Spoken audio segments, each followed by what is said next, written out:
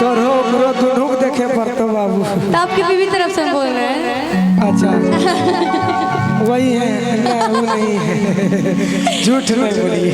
नहीं झूठ नहीं बोल रहा है, मतलब हम नहीं है, आपकी बीवी तरफ से बोल रहे हैं। तरफ से कैसा होता है? तरफ का मतलब पहले बताइए हमको भाई। मतलब उसके बदले हम बोल रहे हैं, ठीक है? आइए देखिए उधर ना सुनिए, ये सब मार करवा देता है, करवाने दीजिए। हम कुछ बन जाएंगे रिया जी कसम से। लेकिन हमारी पत्नी जो ना अभी गरियाती है हमको। क्या आप स्टेज पर जब जाते हैं तो ऐसे ऐसे क्या करते हैं? कहले बाबू मेरा कला है जी, ऐसा कला को जो है ना पतिदेव बोलती है बेचारी। तो आप मतलब ना कुछ बोलिए दूसर चीज। काय दूसरा चीज बोले, वही चीज बोलेंगे। कह रहे रात में भतार हमर गाबो है अब मजा हमरो करिए कि सोया के सुर में हम हो ताल खूब मिलाए।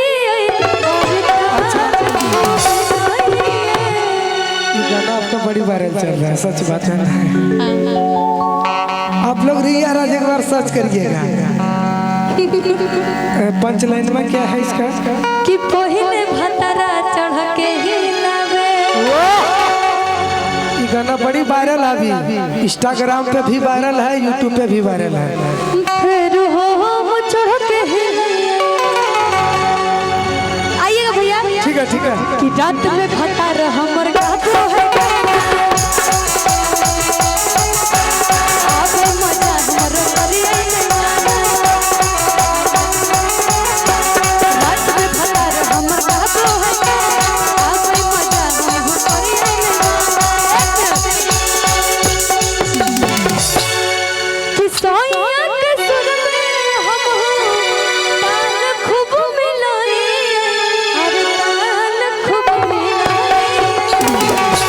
धीरे धीरे बिया।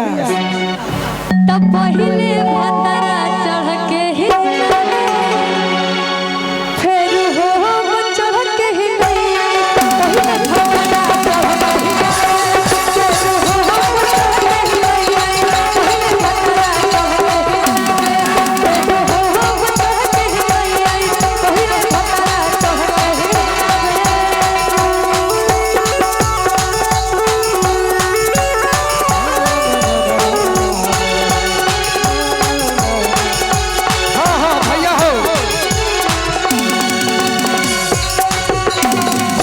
अरे मिले लता